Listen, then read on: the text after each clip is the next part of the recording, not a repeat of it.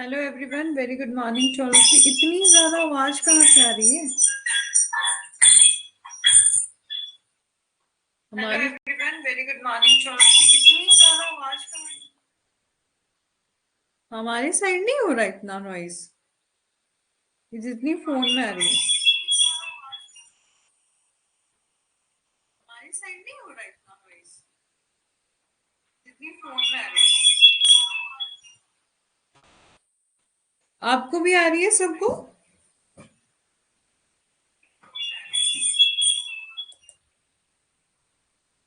आपको भी आ रही है सबको?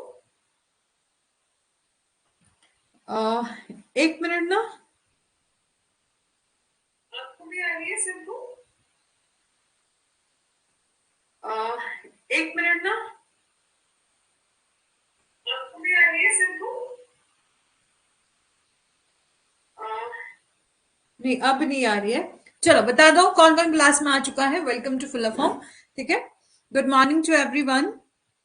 और आगे बढ़ने से पहले मैं आपको बता देना चाहती हूँ, ये हमारा व्हाट्सएप ग्रुप है, टेलीग्राम ग्रुप है, इनमें से आप कहीं भी ज्वाइन नहीं हुए हैं तो हो जाएंगे। यदि आप हमारा कोर्स परचेज करते हैं आपको मिलते हैं नोट्स, पीवाई के विधान से 100+ मॉक टेस्ट एंड ये रहा हमारा कोड। यदि आप उसको यूज करेंगे तो आपको 10% ऑफ मिलेगा। गुड मॉर्निंग ममता जी।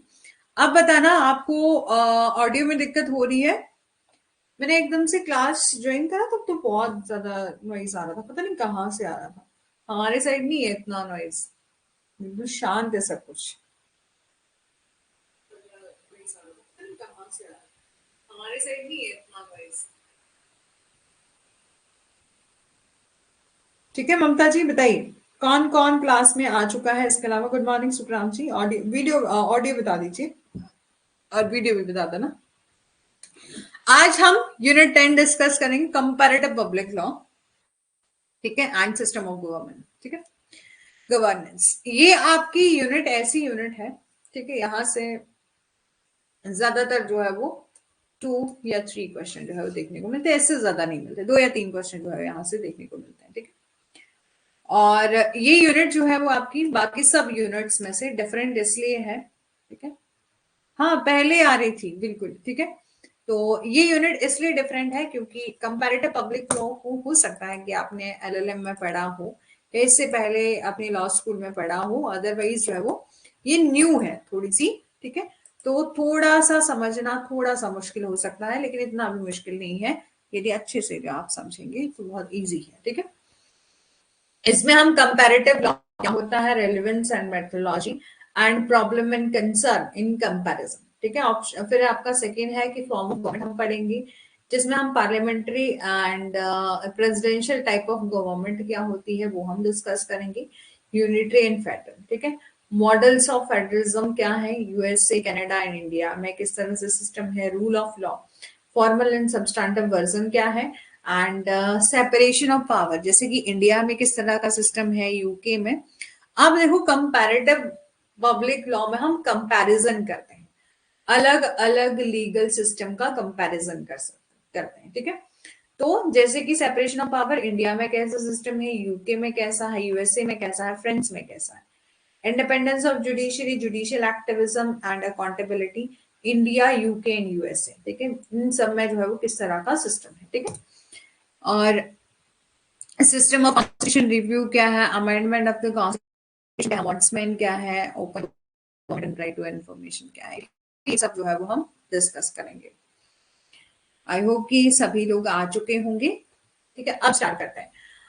अब सबसे पहले समझना है कंपैरेटिव पब्लिक लॉ का मीनिंग। ठीक है, इसमें बता देंगे कंपैरेटिव पब्लिक लॉ क्या आपने इससे पहले पढ़ा है, अपने लॉ स्कूल में किया है, एलएलएम में किया है, क्या इसको आपने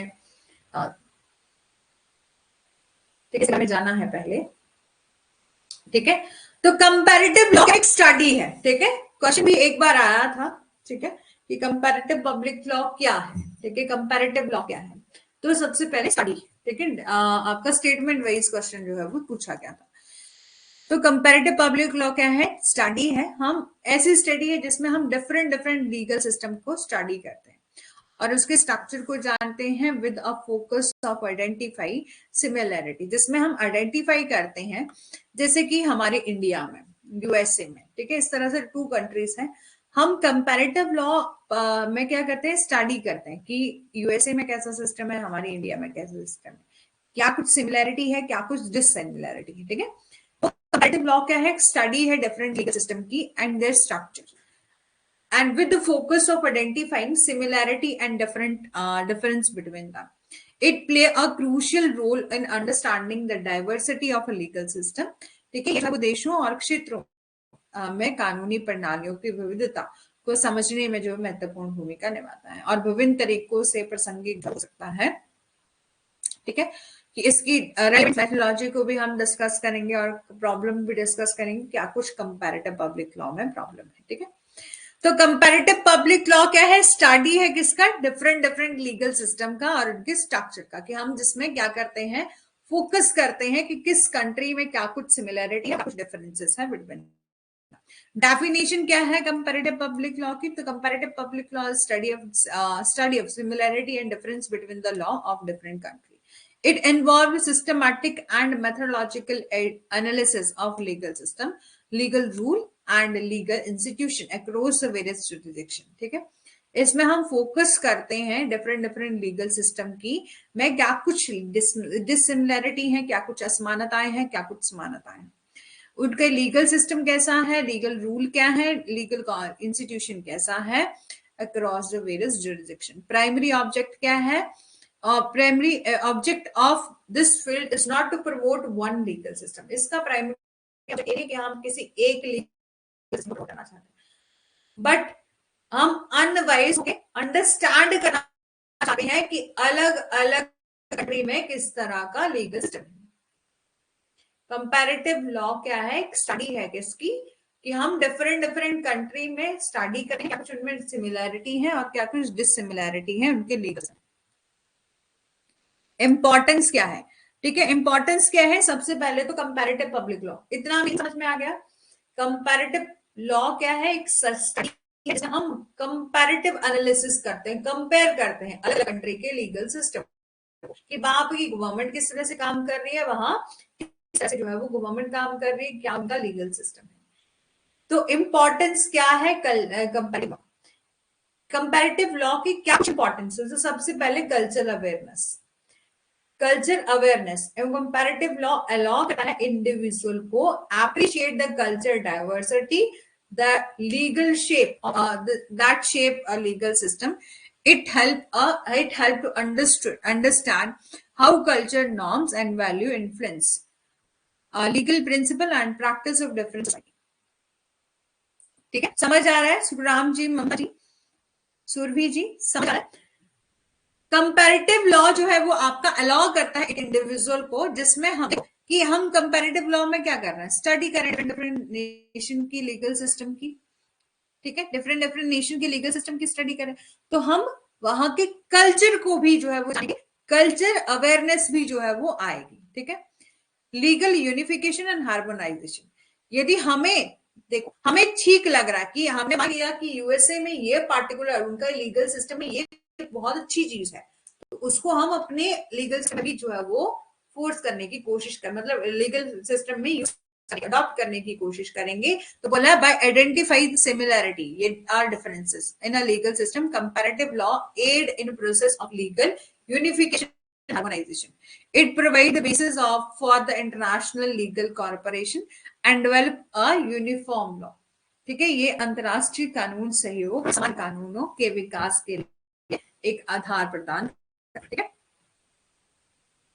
अब है आपका लीगल रिफॉर्म। ठीक है, वही कि हम कंपैरेटिव पब्लिक लॉ में जब डिफरेंट लीगल सिस्टम को स्टडी कर रहे हैं, एनालिसिस कर रहे हैं, डिफरेंस और सिमिलरिटी देख रहे हैं, तो हम ये भी देखेंगे कि हमारे नेशन में क्या कुछ कमी है।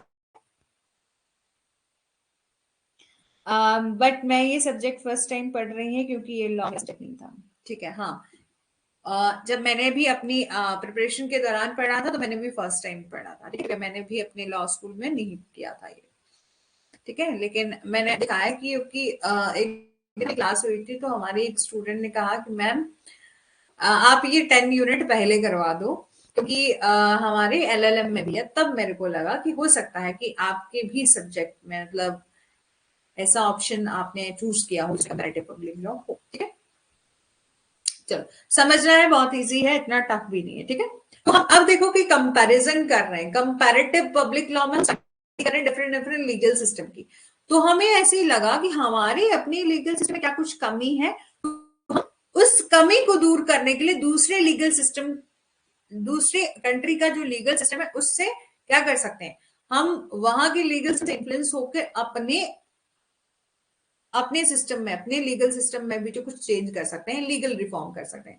किस तरह से किया जा सकता है? पॉलिसी बनाकर। Legislature often refer to the comparative law when contemplating a legal reform, understanding how other legal system handle the similar issue can the creation of a more effective and just law. ये समझना कि अन्य कानून प्रणालियां समान मुद्दों को कैसे संभालती हैं, अधिक प्रभावी न्यायपूर्ण कानूनों के निर्माण को सूचित करता है। दूसरा, लीगल रिसर्च एंड एजुकेशन, ठीक है। Legal research and education comparative public law contribute करता है, कंपैरेटिव लॉ जो है वो आपको कंट्रीब्यूट कर रहा है लीगल रिसर्च और एजुकेशन। अब देखो हम क्यों, हमें क्या जरूरत है कि हम दूसरी कंट्री के लॉ को जानेंगे। कंपैरेटिव लॉ का यूज हम क्यों करते हैं? ताकि हम क्या कर सके, लीगल रिसर्च कर सके और एजुकेशन ले सके, और broad perspective on a legal concept. It encourage critical thinking and more understanding of legal principle, ठीक है। ये महत्वपूर्ण सोच और कानूनी सिद्धांतों की अधिक बारीकी को समझ में प्रोत्साहित जो है वो करता है। अब रेलिवेंस क्या है, ये हमने इंपॉर्टेंस जान ली, क्या कुछ इंपॉर्टेंस है। तो कल्चर अवेयरनेस आएगी, लीगल यूनिफिकेशन एंड हार्मोनाइजेशन आएगा, लीगल रिफॉर्म किए जा सकते हैं, रिसर्च एंड एजुकेशन जो है वो आएगी।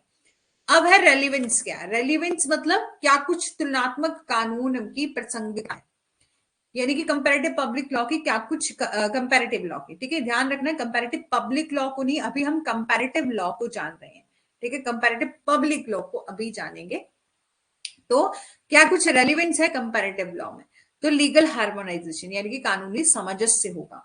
Comparative law can aid in identifying area where legal system can be harmonized or aligned to promote international cooperation and facilitate across the broader transaction, ठीक है। यहां पर बोला कि तुलनात्मक कानून उन क्षेत्रों की पहचान करने में सहायता करता है जहां पर अंतरराष्ट्रीय को बढ़ावा देने और सीमा पार लेन देन की सुविधा के लिए जो कानूनी प्रणाली को सुसंगत और रेखांकित जो है वो किया जा सकता है।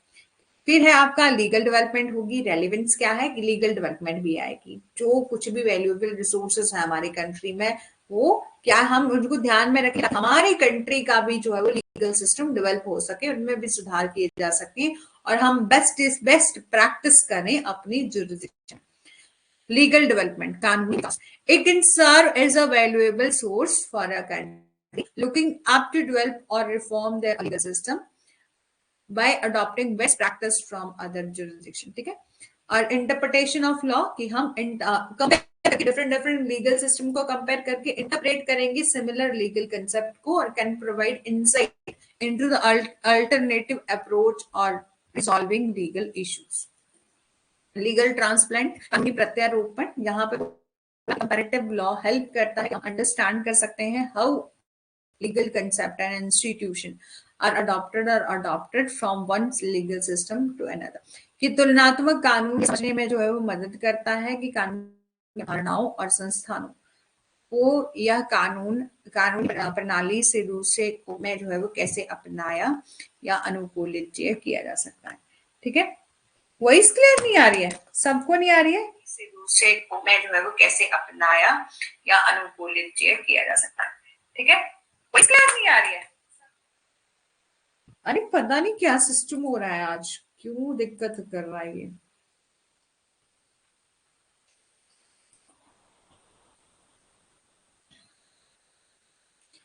बाकियों को भी नहीं आ रही है? यहां से तो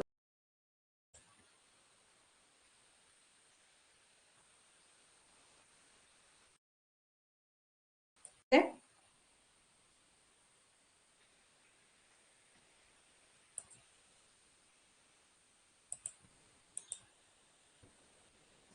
आप ठीक है?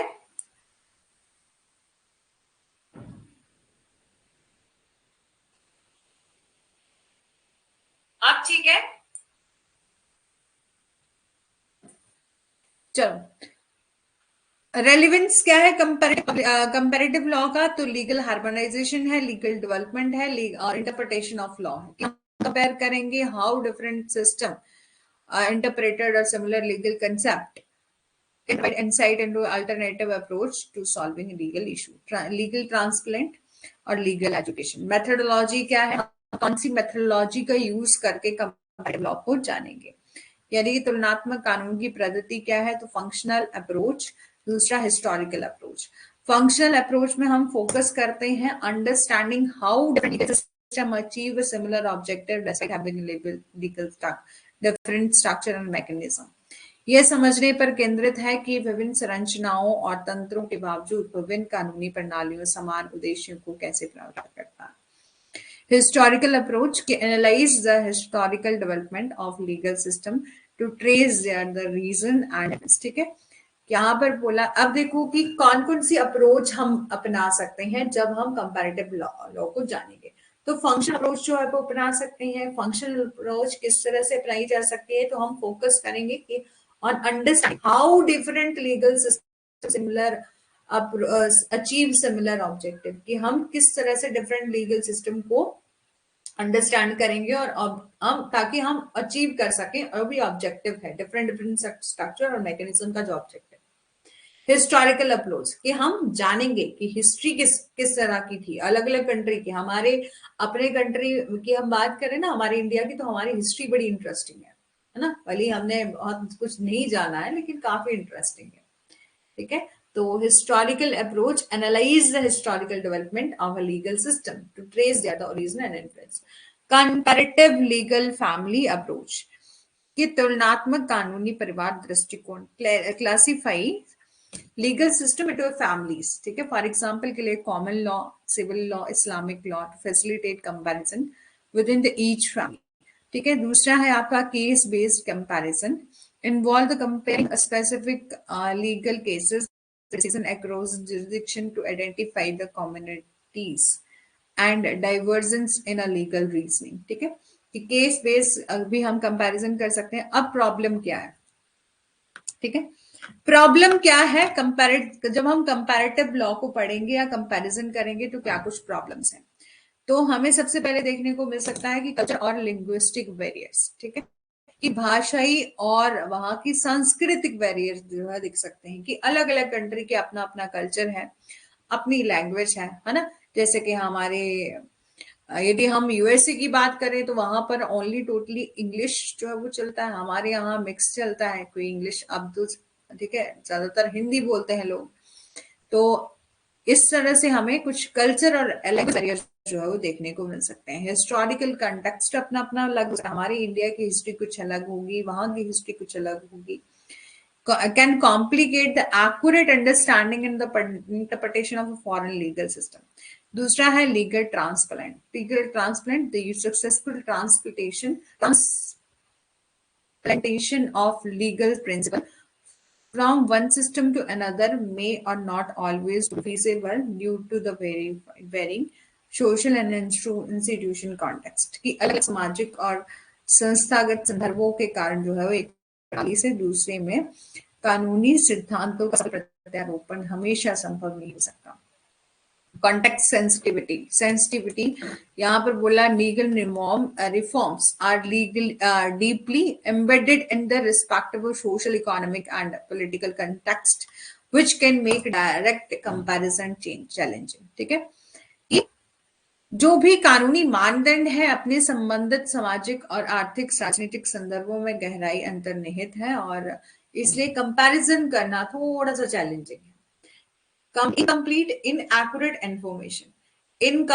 inaccurate information availability and accuracy of legal resources can vary across jurisdiction leading to incomplete or unreliable comparison। कानूनी स्रोत की उपलब्धता और सटीकता विभिन्न न्यायालयों में विभिन्न हो सकती है, जिससे अपूर्ण और अविश्वसनीय जो है वो तुलना हो सकती है।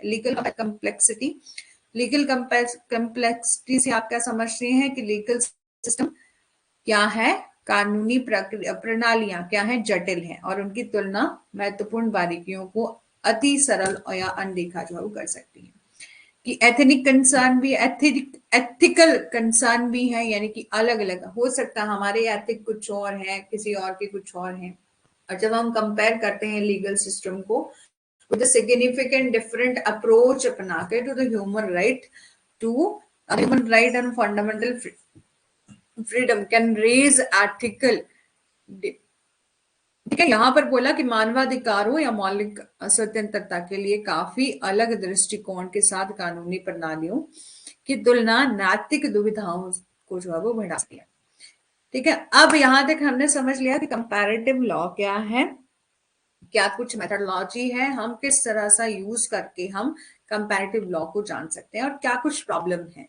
यदि हम इसको समझेंगे, कंपैरेटिव लॉ को समझेंगे, तो क्या कुछ प्रॉब्लम हमारे सामने आएंगी। तो कल्चर बैरियर हो सकता है, एथिकल बैरियर्स हो सकता है, अपना अपना उनका लीगल सिस्टम है, तो और भी कुछ बहुत सारे बैरियर हमने देखे। और अब हम जानेंगे कि कंपैरेटिव पब्लिक लॉ के बारे में। ठीक है, कंपैरेटिव पब्लिक लॉ के बारे में।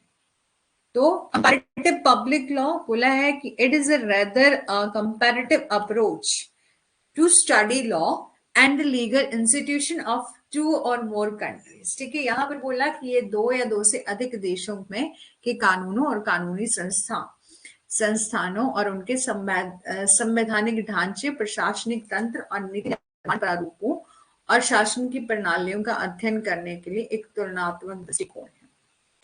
कंपैरेटिव पब्लिक लॉ क्या है, हम कंपेयर करते हैं अलग अलग लीगल सिस्टम को, एक स्टडी है जिसमें हम अलग अलग लीगल सिस्टम को स्टडी करते हैं, 2 और मोर कंट्री के लीगल सिस्टम को हम जानते हैं, और their constitution framework, administrative mechanism and policy making format and the system of governance। ये जो है उनके संवैधानिक ढांचों, प्रशासनिक तंत्र और नीति निर्माण प्रारूपों और शासन की प्रणालियों कार्य करने के लिए एक तुलनात्मक दृष्टिकोण है। इसलिए तुलनात्मक शासनिक कानून, इसलिए कंपैरेटिव पब्लिक लॉ क्या है, इंटरचेंजेबली इसको हम कंपैरेटिव सिस्टम ऑफ गवर्नमेंट कहते हैं। कंपैरेटिव पब्लिक लॉ को हम इंटरचेंजेबली क्या कहते हैं, कंपैरेटिव सिस्टम ऑफ गवर्नेंस जो कहते हैं। Over the above, it is technique of looking one how law and इसलिए अन्य देशों के दर्पण अनुरूप कानूनों के माध्यम से अपने स्वयं के कानून को जो है वो देखने की तकनीक है। या पब्लिक लॉ है, हम कंपैरिजन करते हैं पब्लिक लॉ का अलग अलग कंट्री के लीगल सिस्टम का, कि हम किस तरह से जो है वो स्टडी कर सकते हैं। कंपैरेटिव पब्लिक लॉ क्या है, is interchangeably called comparative system of governance। over and above it is a technique, ये टेक्निक है जिसमें हम लॉ जानते हैं, अलग अलग कंट्री के लॉ को जो है वो जानते हैं। अब है आपका form of government. Form of government के बारे में पढ़ेंगे, यहां तक बताएंगे। कंपैरेटिव पब्लिक लॉ सबको समझ आ गया है, ठीक है, कंपैरेटिव पब्लिक लॉ सबको समझ आ गया है।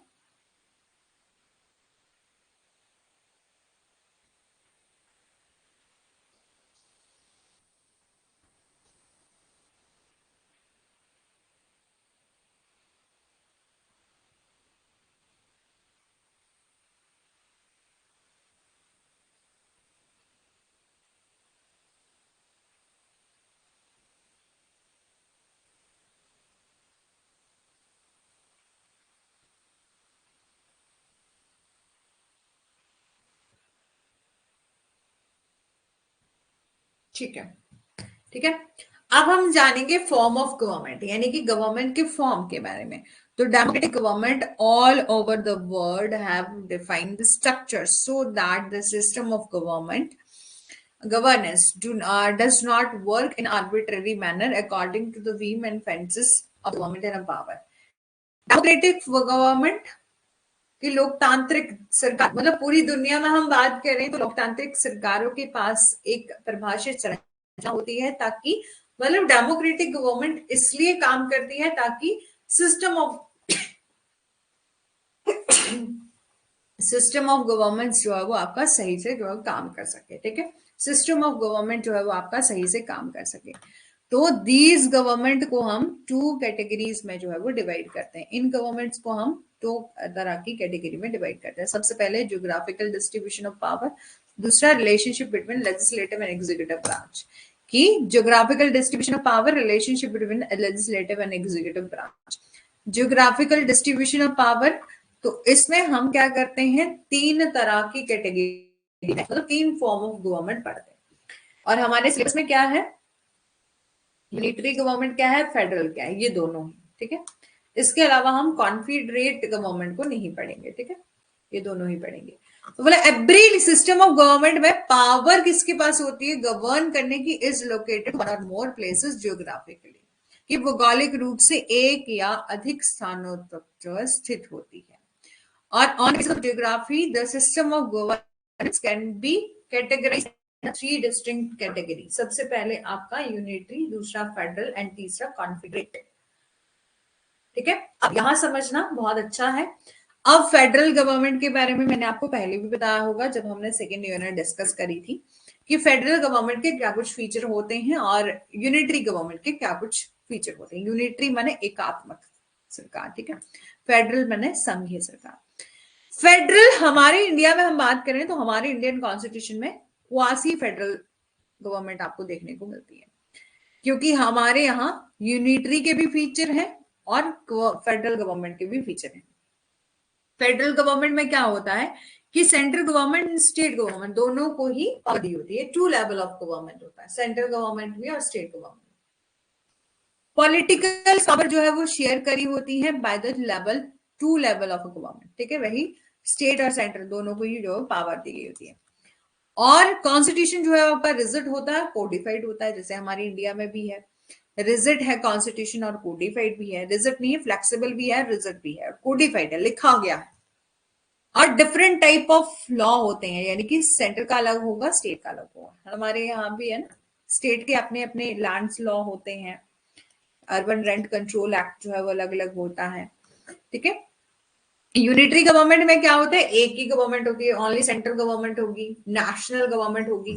Political power held by the central government only, जो पॉलिटिकल पावर है वो किसको दी गई है, सेंट्रल गवर्नमेंट को दी गई है। कॉन्स्टिट्यूशन इज फ्लेक्सिबल होता है और अनकोडिफाइड जो है वो होता है। कॉन्स्टिट्यूशन जो है वो किस तरह का होता है, फ्लेक्सिबल होता है और अनकोडिफाइड होता है। Only one set of law, uniform law जिसे हम कहते हैं फॉर होल कंट्री के लिए। और यूनिटरी गवर्नमेंट, जैसे कि सेंट्रल गवर्नमेंट के पास सारी की सारी पावर होती है, सेंट्रल गवर्नमेंट ही सुप्रीम होती है। सेंट्रल गवर्नमेंट ही आगे यदि लोकल गवर्नमेंट को कुछ एक डेलीगेट करना चाहे तो कर सकती है, अदरवाइज लोकल या स्टेट गवर्नमेंट के पास कोई पावर नहीं है कि वो अपना लॉ बना सकते हैं। जैसे हमारे यहाँ क्या सिस्टम है कि सेंट्रल गवर्नमेंट तो है, स्टेट गवर्नमेंट भी अलग अलग अपना अपना स्टेट अपना अपना लॉ बना सकता है अपनी अपनी अपने स्टेट की जुरिडिक्शन के लिए। एक्साइज एक्ट अपना होता है, लैंड रेवेन्यू एक्ट अलग अपना होता है, और भी आपने देखा होगा अपने अपने स्टेट जो है वो अपना अपना एक्ट जो है वो बना सकता है, ठीक है। और जैसे कि बोला the local government are not separate, local government separate नहीं होती यूनिटरी गवर्नमेंट में, बल्कि smaller part of the central government को ही हम क्या कहते हैं, लोकल गवर्नमेंट, जहां पर लोकल गवर्नमेंट को कुछ पावर देती है, ठीक है। कंपैरिजन जब हम करें यूनिटरी एंड फेडरल गवर्नमेंट में, तो unitary form of government and federal form of government, तो यहाँ पर बोला यूनिटरी में सूटेबल है to the smaller state, specially having a geographical unity and a political homogeneity, ठीक है। यूनिटरी फॉर्म ऑफ गवर्नमेंट में क्या होता है कि ओनली यूनियन यानी कि सेंट्रल गवर्नमेंट ही चाहिए, उसी का एक मतलब सेंट्रल गवर्नमेंट का ही होता है, तो ये सूटेबल होती है smaller state है, especially having geographical unity and political homogeneity. And federal form of government suitable to state, ये जो है वो आपका suitable होता है state के लिए with a longer area, less than a geographical and political homogeneity. ठीक है।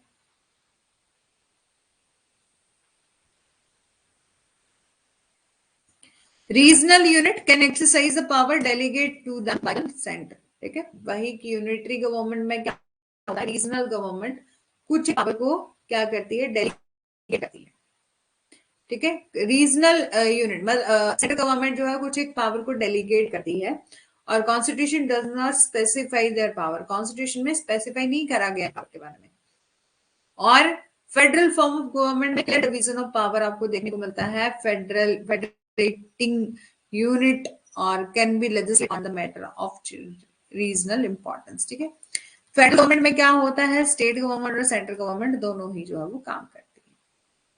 Unitary government is often to describe as a centralised government, जिसको हम एकात्मक सरकार जो कि अक्सर एक केंद्रीकृत सरकार के रूप में जो है उसको वर्णित किया गया है।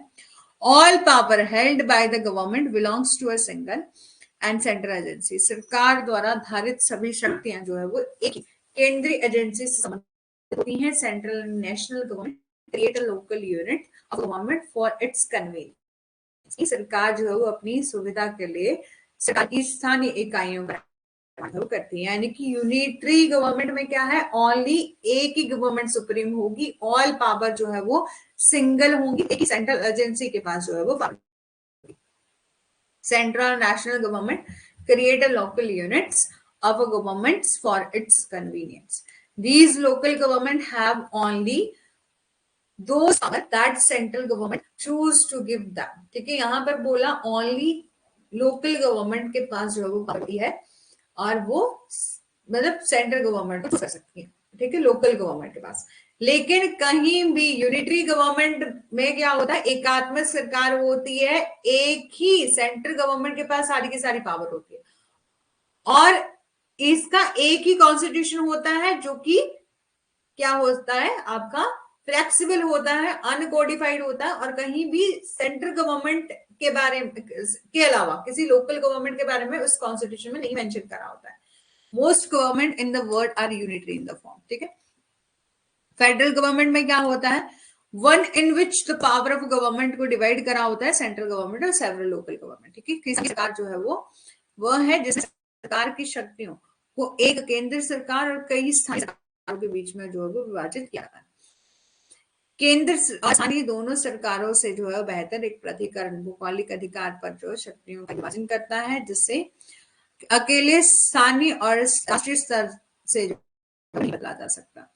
Both level of government act directly on the behalf of people, दोनों ही लेवल ऑफ गवर्नमेंट जो है वो बिहाफ ऑफ पीपल के लिए काम करता है। मतलब सभी, यदि गवर्नमेंट हो चाहे फेडरल हो, काम तो वो जनता के लिए करेगी। ठीक है, लॉ को बनाती है हम लोगों के लिए बनाया जाएगा लॉ, ऑफिशियल एजेंसीज को बनाया जाता है, वो सब हम लोगों के लिए बनाए जाते हैं। In United state for example the federal government has a certain power 50 and the 50 individual state have, and division of power is set out in the constitution, and the constitution stand above both the level of government and cannot be changed unless the people agree to change. ठीक है, सरकार के दोनों स्तरों से जो है वो ऊपर खड़ा है और तब तक इसे नहीं बदला जा सकता जब तक कि लोग उसमें बदलाव के लिए सहमत ना हो।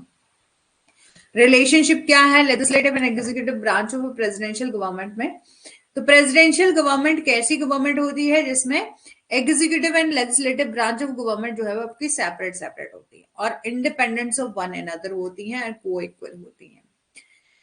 चीफ एग्जीक्यूटिव जिसको हम प्रेसिडेंट कहते हैं वो चूज कर सकता है इंडिपेंडेंटली तरीके से, मतलब स्वतंत्र रूप से। ठीक है, स्वतंत्र रूप से चूज कर सकता है ब्रांच के लिए हेड, और वो होल्ड करता है ऑफिस कितने टाइम के लिए, मतलब फिक्स टाइम के लिए। ठीक है, अपने अपने नेशन का फिक्स पीरियड हो सकता है, जैसे कि हमारे यहाँ 5 ईयर है। And broad powers that are not subject to direct control of legislative branch, और उसके पास व्यापक शक्तियां होती हैं जो कि विधायी शाखा के प्रत्यक्ष नियंत्रण के लिए अधीन जो है वो नहीं हो सकती। Usually United State written constitution providing, usually हम बात करें तो संयुक्त राज्य अमेरिका की तरह एक लिखित संविधान शाखाओं के बीच में शक्ति के प्रतिकरण का प्रभाव करता है, और संयुक्त राष्ट्र अमेरिका एक राष्ट्रपति सरकार का एक दुनिया में प्रमुख उदाहरण है। वास्तव में अमेरिका ने इस रूप का आविष्कार किया है, यानी कि यूनिटरी या प्रेसिडेंशियल गवर्नमेंट का जो है वो अमेरिका ने ही जो है वो आविष्कार किया है। US invented this form of government, and most of other presidential structure of the government is also found as a Western. ठीक है, समझ आ गया? यूनिटरी समझ लिया, जहां पर एक ही गवर्नमेंट होती है, सेंट्रल गवर्नमेंट, ठीक है। और आपका फेडरल है, जहां पर दोनों मिलकर काम करते हैं, स्टेट भी और सेंट्रल भी, अलग अलग पावर दोनों को दी गई है। रिलेशनशिप क्या लेजिस्लेटिव एंड एग्जीक्यूटिव ब्रांच का प्रेसिडेंशियल गवर्नमेंट में, प्रेसिडेंशियल फॉर्म ऑफ गवर्नमेंट में क्या होता है, प्रेसिडेंट गवर्नमेंट काम करती है, जहां पर एग्जीक्यूटिव एंड लेजिस्लेटिव ब्रांच का हेड माना जाता है प्रेसिडेंट को। वो इंडिपेंडेंट अथॉरिटी होती है और उसको चूज किया जाता है फिक्स टाइम के लिए।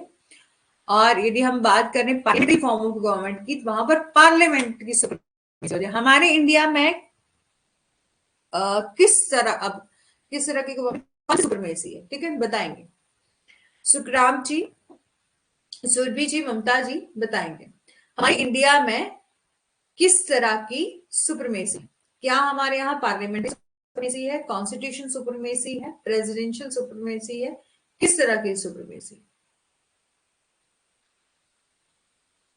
और पार्लियामेंट फॉर्म ऑफ गवर्नमेंट में क्या होता है, all executive and legislative branch are made up of the same elected officials. Once the legislative branch is elected, एक बार legislative branch elect करी जाती है, तो leader of which ever political party earn the majority votes, ठीक है, कि वही जिस तरह से यहां पर बोला कि जो आपका पॉलिटिकल लेजिस्लेटिव ब्रांच, एक बार लेजिस्लेटिव ब्रांच की इलेक्शन हुए, जिस भी पार्टी के मेजोरिटी में वोट जीत के जाते हैं वो एग्जीक्यूटिव हेड होता है, ठीक है, एग्जीक्यूटिव हेड होता है, जिसको हम प्राइम मिनिस्टर कहते हैं। प्राइम मिनिस्टर को चूज किया जाता है, रेस्ट ऑफ प्राइम मिनिस्टर जो है वो चूज करता है अदर एग्जीक्यूटिव को, जिसको हम कैबिनेट के नाम से जानते हैं। और other legislative branch member Britain, Canada, Japan, India, इन सभी में आपकी पार्लियामेंट्री गवर्नमेंट भी है, ठीक है। यस, हमारे इंडिया में कॉन्स्टिट्यूशन सुपरमेसी है, ठीक है। भले ही हमारे यहाँ पार्लियामेंट वाला सिस्टम भी है, ठीक है, पार्लियामेंट का सिस्टम है जिसमें लेजिस्लेटिव के एक बार इलेक्शन होते हैं, लोकसभा के इलेक्शन होते हैं, जो मेजोरिटी में जीत के गया तो उसको हम प्राइम मिनिस्टर बना देंगे, अदर जितने भी कैबिनेट के मिनिस्टर जो है वो चुने जाएंगे।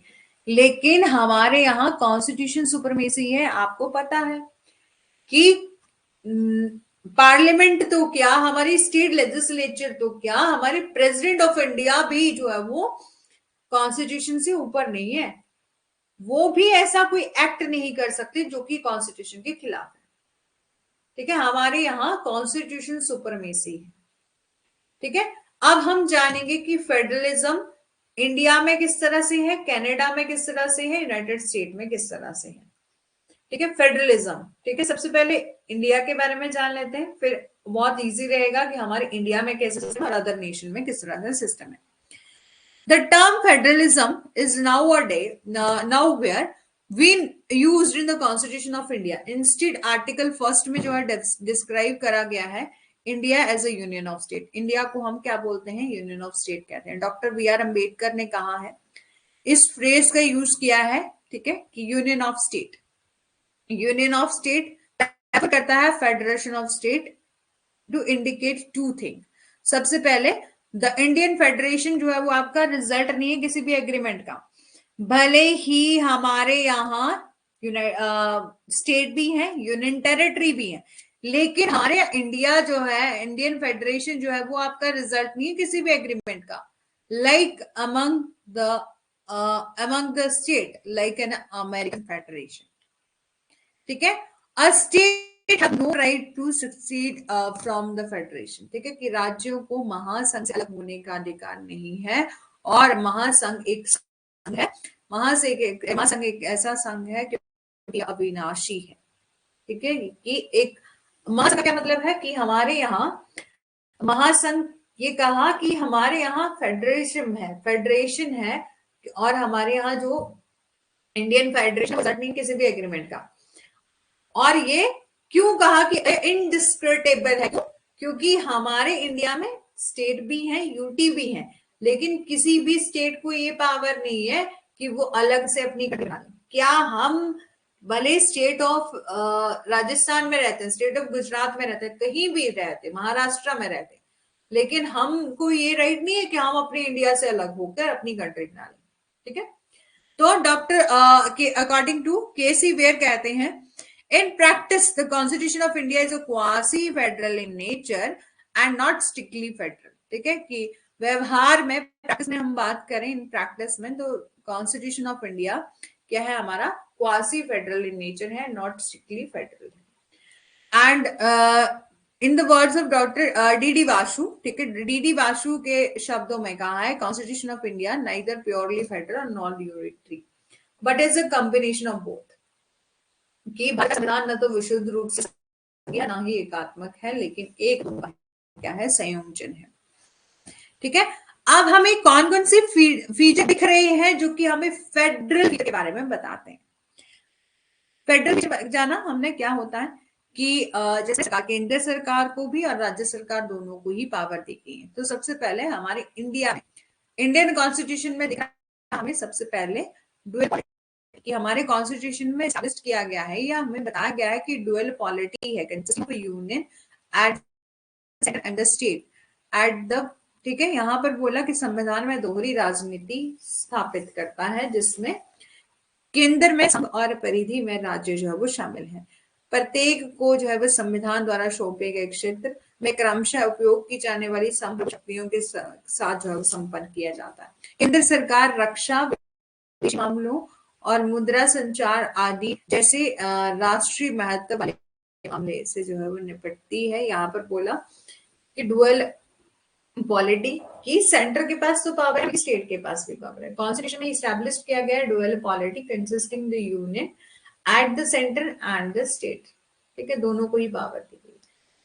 यूनियन गवर्नमेंट अपने बिहाफ पर, अपने लेवल पर जो है वो काम करेगी. नेशनल इंपॉर्टेंस से रिलेटेड मैटर में बनाएगी, like defence, foreign affairs and currency, communications. ठीक है, इन मैटर में यूनियन गवर्नमेंट को पावर दी गई. स्टेट गवर्नमेंट में को पावर दी गई कि state government regional local importance like a public agriculture, health and local government. ठीक है, इन जो है वो आपकी स्टेट गवर्नमेंट लॉ बना सके. रिटन कॉन्स्टिट्यूशन, हमारे इंडिया में रिटन कॉन्स्टिट्यूशन है जो कि फुली रिटन है. Indian constitution not only written document but length constitution है all over the world. Originally जब हमने कॉन्स्टिट्यूशन बनाया था तो 395 आर्टिकल थे, 22 पार्ट शेड्यूल थी. एट प्रेजेंट बात करें तो 470 आर्टिकल हैं, डिवाइड किया गया 25 पार्ट में और 12 शेड्यूल में. ये स्पेसिफाई करते हैं कि गवर्नमेंट का स्ट्रक्चर किस तरह से होगा, ऑर्गेनाइजेशन, पावर, फंक्शन जो है किस तरह से होगी. Government both and centre and the state government and prescribe the limit within which may must operate, or thus it avoid the misunderstanding and disagreement between two them. ठीक है, power है. ठीक है, ये सब हम पढ़ रहे हैं फेडरल फीचर कि हमें कौन से फेडरल फीचर दिख रहे हैं इंडिया. ठीक है, क्योंकि हम इंडिया के बारे में क्या कहते हैं कि हमारा इंडिया जो है वो आपका क्वासी फेडरल है. क्वासी फेडरल है, यहाँ पर हमें फेडरल फीचर भी दिख रहे हैं और आपके साथ ही साथ यूनिटरी फीचर भी जो है वो दिख रहे हैं. तो division of power, the constitution divides the power between the centre and the state in the term of union list, state list and concurrent list. In the 7th schedule the union list में जो आपके 28 subject दिए गए हैं, original 27 थे. State list में 59 subject हैं, original 66 थे. और कंकरेंट लिस्ट में 52 सब्जेक्ट जो है वो दिए गए हैं, ओरिजिनली 47 थे. बोथ सेंटर एंड स्टेट जो है वो आपके क्या बना सकते हैं, लॉ बना सकते हैं. ये आपका कंकरेंट लिस्ट में दिया गया. बट इन केस यदि कोई कॉन्फ्लिक्ट आ जाए, ठीक है, कॉन्फ्लिक्ट आ जाए तो सेंट्रल लॉ जो है वो प्रिवेल करेगा. The residuary subject which are not mention in any 3 list given to the centre. ठीक है, कि और इन लिस्ट के अलावा, इन लिस्ट के अलावा कोई और लॉ बनाना हो, ठीक है, तो वो पावर भी सेंट्रल गवर्नमेंट को दी गई है.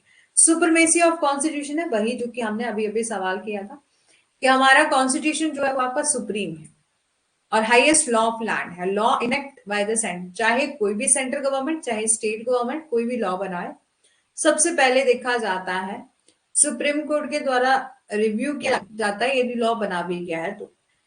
ठीक है, जुडिशियल रिव्यू की पावर सुप्रीम कोर्ट और हाई कोर्ट को दी गई. तो ये बोला कि कोई भी लॉ किया जाता है सेंटर के द्वारा और स्टेट के द्वारा must confirm to its provision, otherwise they can be declared invalid by the Supreme Court and High Court through their power of the judicial review. ठीक है, और ऑर्गन ऑफ गवर्नमेंट, चाहे आप लेजिस्लेटिव है चाहे एग्जीक्यूटिव एंड जुडिशियल है, at the both level must operate with in the jurisdiction prescribed by the constitution. इस प्रकार दोनों स्तरों पर सरकार के अंगों विधायी, कार्यकारी और न्यायिक को संविधान द्वारा निहित क्षेत्र, अधिकार क्षेत्र के भीतर जो है वो काम करना चाहिए। रिजिड कॉन्स्टिट्यूशन है। रिजिड कॉन्स्टिट्यूशन से आप क्या समझते हैं? कठोर संविधान से आप समझते हैं कि डिवीजन ऑफ पावर जो स्टैब्लिश करी गई है कॉन्स्टिट्यूशन में as well as supremacy of constitution है, can mention only if the method of its amendment is, और hence the constitution is rigid। एक और बोला कि संविधान जो है काफी हद तक रिजिड है। क्यों क्यों कठोर है? क्योंकि हमारे यहाँ अमेंडमेंट का प्रोसेस है, यानी कि अमेंडमेंट करी जाती है वो बिल्कुल सिंपल से नहीं कर रहे, वो आपका बाय सिंपल और स्पेशल मेजोरिटी जो है अमेंडमेंट होती है। रिजिड कॉन्स्टिट्यूशन, कठोर संविधान इसलिए हमें, और वे प्रावधान के ढांचे यानी कि केंद्र राज्य संबंधों और न्यायिक संगठन से संबंधित है। केवल केंद्र और राज्य सरकारों की संयुक्त कार्यवाही जो है वो किया जा सकता है। और इस तरह के प्रावधानों के लिए उनके संशोधन के लिए संसद की विशेष बहुमत और आधे राज्य विधानसभाओं के द्वारा उनकी आवश्यकता होती है।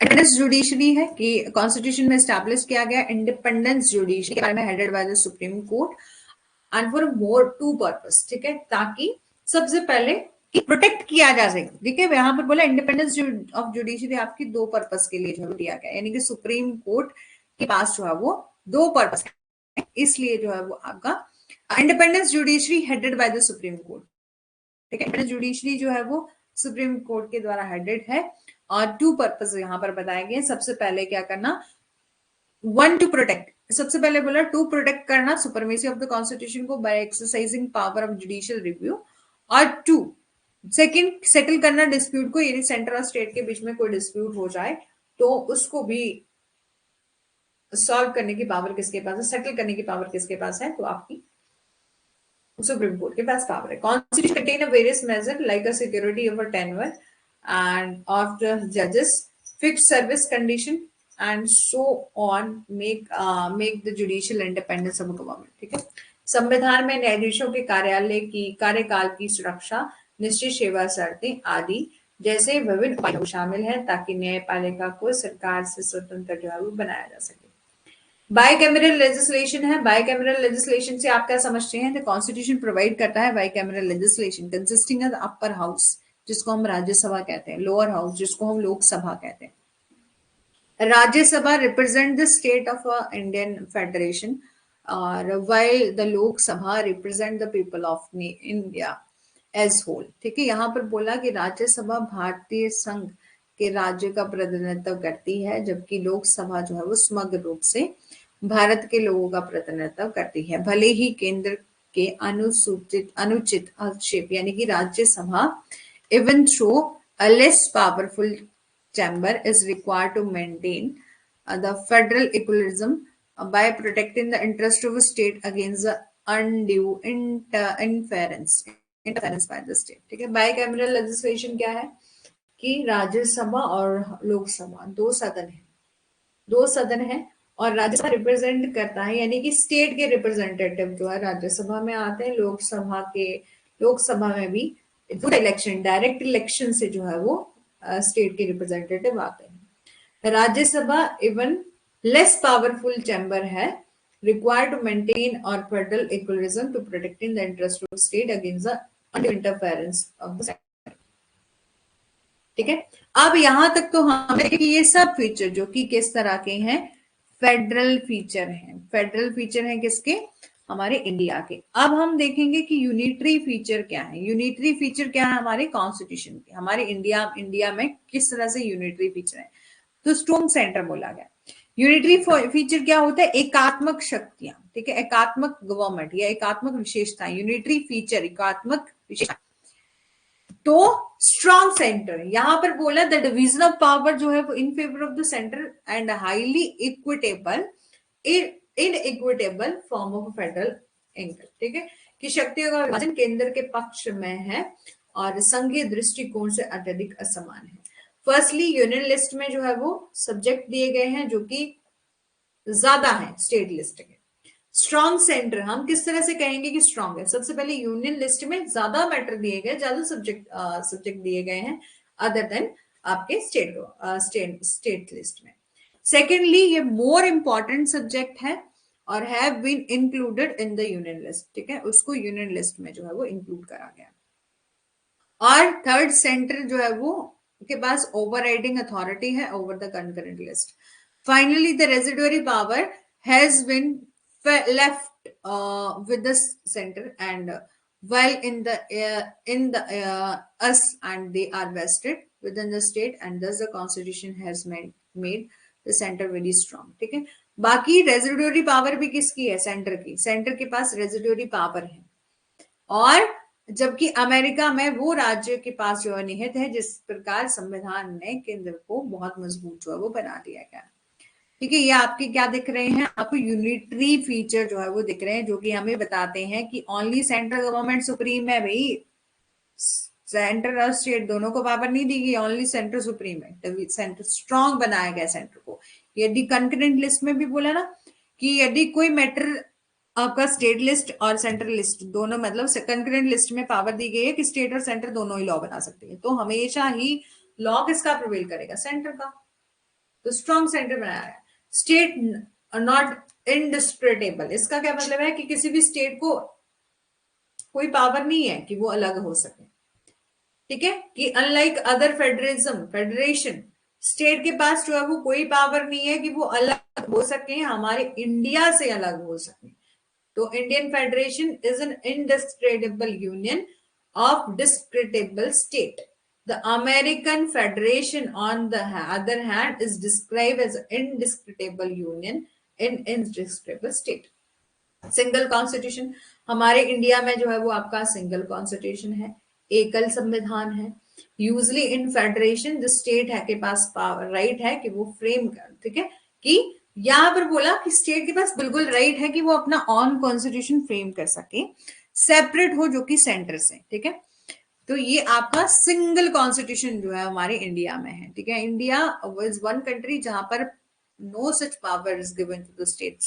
स्टेट को पावर दी गई है कि आप अपना कॉन्स्टिट्यूशन, ऐसा बोल दिया कि state of Maharashtra, state of Rajasthan को कि आप अपना कॉन्स्टिट्यूशन बनाओ, होता है? ऐसा नहीं होता। The constitution of India embodies not only the constitution of the center but also those state, but the center and the state must operate within the single framework, single frame. कि भारत का संविधान न केवल कि केंद्र के संविधान का एक प्रतीक है, बल्कि राज्य के संविधान का भी एक प्रतीक है, और केंद्र और राज्य दोनों को इस एक ही फ्रेम के भीतर जो है वो काम करना चाहिए। फिर है आपका flexibility of the constitution. Flexibility है कि प्रोसेस ऑफ कॉन्स्टिट्यूशन में कहीं कहीं रिजर्व भी है और कहीं कहीं आपका फ्लेक्सिबल है।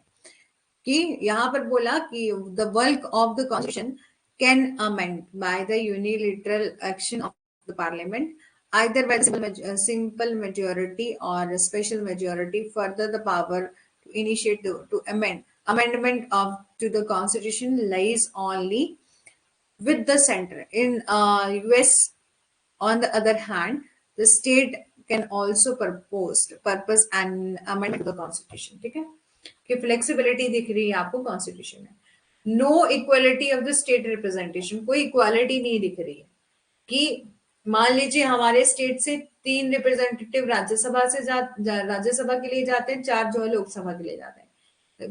आपका स्टेट ऑफ राजस्थान जहां से बड़ा है, स्टेट ऑफ गुजरात, वहां से अलग अलग रिप्रेजेंटेटिव चुने जाते हैं। तो ऐसा होता है कि किसी स्टेट के लिए आपके स्टेट से 4 चुने जा रहे हैं तो आपकी से भी 4 ही रिप्रेजेंटेटिव है? नो। तो state are given representation in the Rajya Sabha on the basis of population. Hence, the member varies from 1 to 31.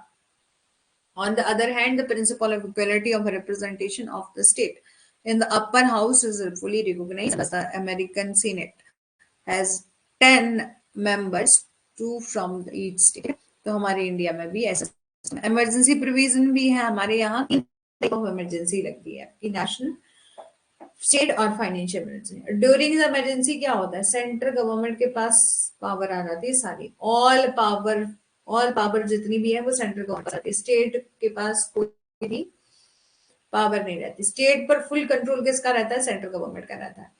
It convert this federal structure into the unitary one without a formal amendment of the constitution. This kind of a transformation is not found in any other federation. Single citizenship है कि यदि हम बात करें dual polity भी है हमारे India में, लेकिन सिंगल सिटीजनशिप है। हम ऐसा बोल सकते हैं कि हम सिटीजन हैं, हमें सिटीजनशिप मिली हुई है किसकी? स्टेट ऑफ राजस्थान की और स्टेट ऑफ इंडिया की।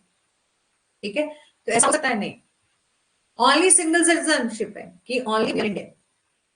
ठीक है, ऑल सिटीजन चाहे वो किसी भी स्टेट है, ठीक है, किसी स्टेट में वो पैदा हुए हैं, वो कहीं भी रहे हैं, वो enjoy करें same right over the country and other federal state like US, Switzerland and Australia have a dual citizenship. इन सभी कंट्री में dual citizenship है, लेकिन हमारे इंडिया में single citizenship है। Integrated judiciary. The Indian Constitution has established integrated judicial system with the Supreme Court at the top and the state high court below. And this single system of court enforce both the central law as well as the state law. And in this, on the other hand, there is a double system of a court whereby the federal law are enforced by the federal judiciary and the state law by the state judiciary. ठीक है, integrated judiciary एकीकृत न्यायपालिका। यहां पर बोला कि भारतीय संविधान ने एक एकीकृत न्यायिक प्रणाली की स्थापना करी है जिसमें शीर्ष या अपेक्स कोर्ट या सुप्रीम कोर्ट है और नीचे उच्च न्यायालय है, यानी कि नीचे कौन है? हाई कोर्ट्स है। Single citizenship system of court enforce both the central law as well as the state law. On the other hand, there is a double system of court and thereby the federal law are enforced by the federal judiciary and system law by the state judiciary. All India service है, ये भी आपको, क्योंकि all India service है, IAS, IPS, IFS, ये सब जो है वो ऑल इंडिया यानी कि नेशनल लेवल पर जो है वो आपकी अपॉइंटमेंट होती है। USA as a federal government, the state government के पास अपना अपना पब्लिक सर्विस है, लेकिन हमारे इंडिया में इंटायर स्टेट के लिए या सेंटर के लिए सेपरेट पब्लिक सर्विस कमीशन है।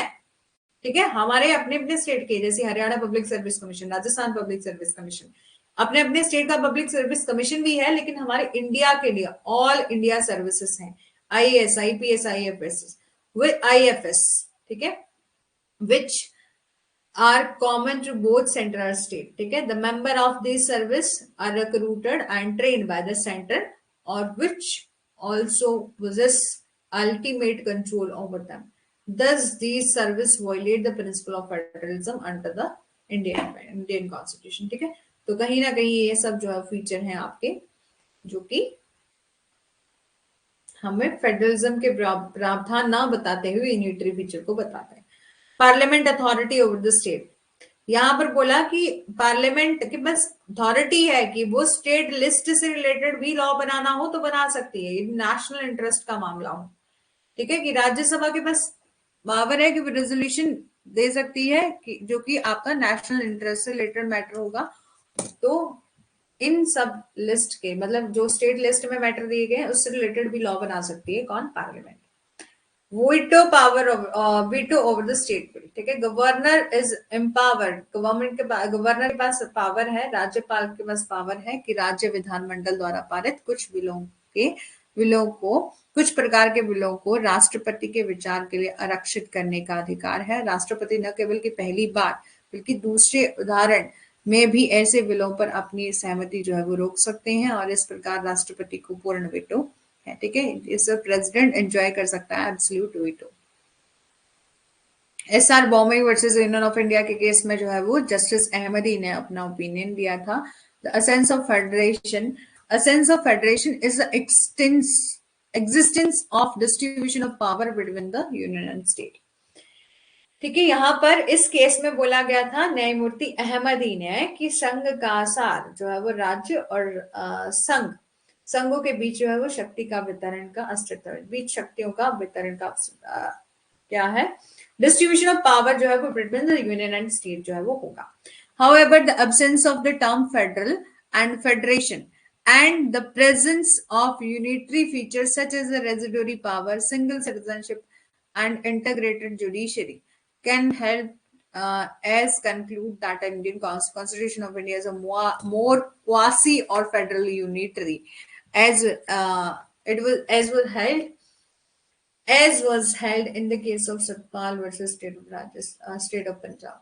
State of Punjab versus Satpal के मामले में Satpal versus state of Punjab के मामले में ये बोला गया था, हालांकि संघ और महासंघ शब्दों की अनुपस्थिति और अवशिष्ट शक्तियों और एकल नागरिकता, एकीकृत न्यायपालिका जैसी एकात्मक विशेषताओं की उपस्थिति जिसमें हमें ये निष्कर्ष निकालने में मदद कर सकती है कि भारत का संविधान संघीय और एकात्मक की तुलना में अधिक अर्ध यानी कि क्वासी फेडरल फीचर आपको देखने को मिलता है। ठीक है, और जो आपके चेयरमैन थे डॉक्टर बी आर अम्बेडकर, जो कि ड्राफ्टिंग कमेटी के चेयरमैन थे, उन्होंने कहा था कि हमारे कॉन्स्टिट्यूशन में यूनिटरी फीचर भी है और फेडरल भी है, according to the requirement at time and circumstances. ठीक है, आई होप कि आपको समझ में आया होगा।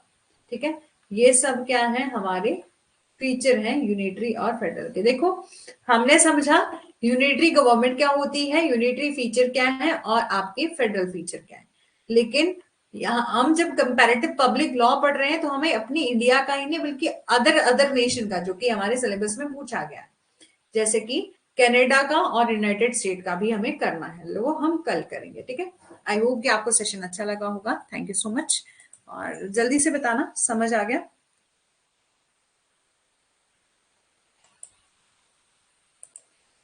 कोई डाउट तो नहीं?